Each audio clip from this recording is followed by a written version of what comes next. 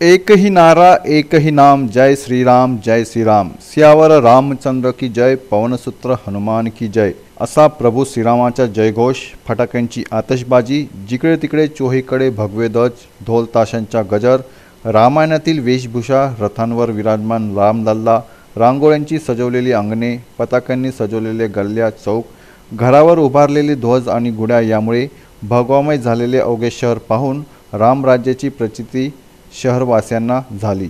सर्वत्र मिरवणुका आणि शोभायात्रांनी नंदुरबार शहर गजबजून गेले होते।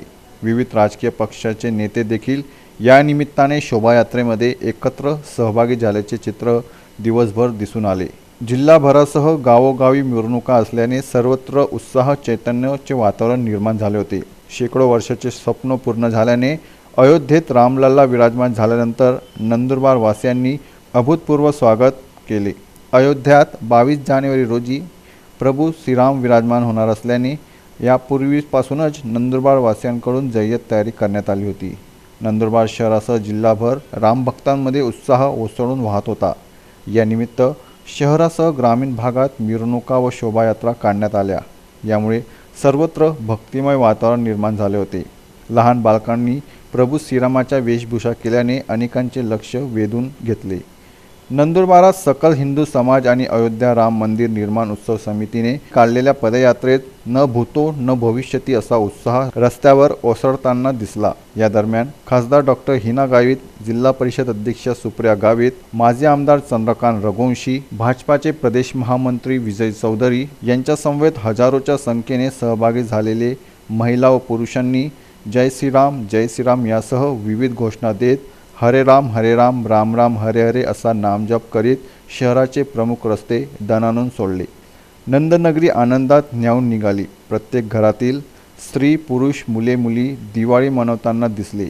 श्रीराम मूर्ती प्राणप्रतिष्ठेचा आनंद साजरा करण्यासाठी सर्व हिंदू प्रेमी संघटनांनी एकत्र येऊन सकल हिंदू समाज आणि अयोध्या राम मंदिर निर्माण उत्सव समितीने ही पदयात्रा आयोजित केली होती।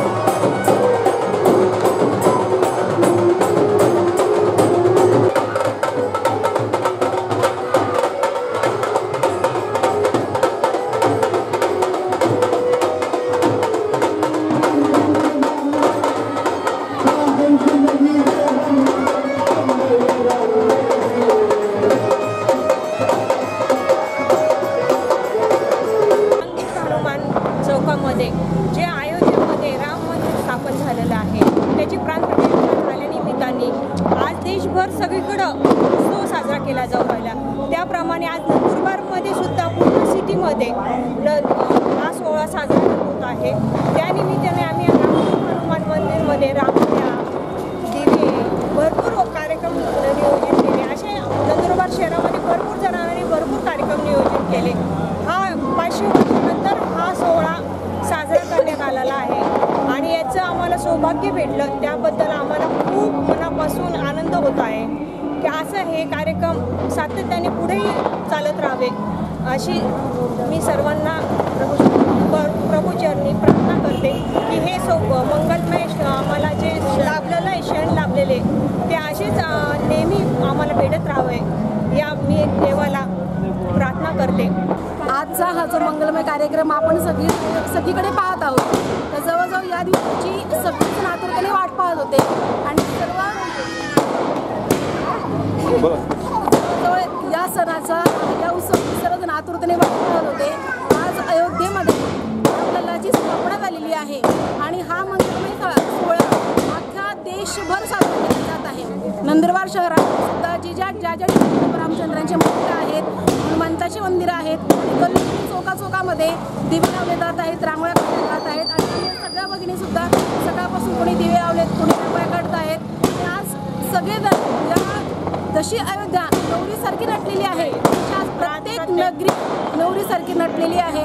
आणि हे सौभाग्य 500 वर्षानंतर सगळ्यांना बघायला मिळालं आहे. आणि ही पिढी साक्ष आहे की प्रत्यक्ष हा सोहळा प्रत्यक्षदर्शी आम्हाला सगळ्यांना बघायला मिळाला. म्हणून आम्ही स्वतःला धन्य समजतो. प्रभू रामचंद्रांना हीच विनंती करतो की असं सौभाग्य प्रत्येक पिढ्यांना मिळत राहावं. हा जागतिक म्हणजे मी असं म्हणेल की हा जगाचा सर्वात मोठा हिंदूंचा पर्व आहे. कारण की जी आम्ही संस्कार आणि संस्कृती विसरलो होतो त्याला आठवण करून देणारे भगवान रामचंद्र परत 500 वर्षानंतर आपल्या नगरीमध्ये आलेत. भारताला स्वातंत्र्य मिळून 50-60 वर्ष झाले, परंतु हा राजकीय विषय नसला तरी सांस्कृतिक विषय आहे. म्हणून आमचे संस्कार आणि संस्कृती याला मुक्त करण्यात आलं, याला आज आम्हाला त्याच्यात आझादी मिळाली. आजपासून आम्ही आमचे खरे म्हणजे देव काय आहेत, उत्सव काय असतो, राम काय आहे, हनुमानजी काय आहेत, असे जे आमचे विविध देवदेवतांची जी पूजा अर्चा कशी असावी म्हणून हे खरं स्वातंत्र्य मिळालं.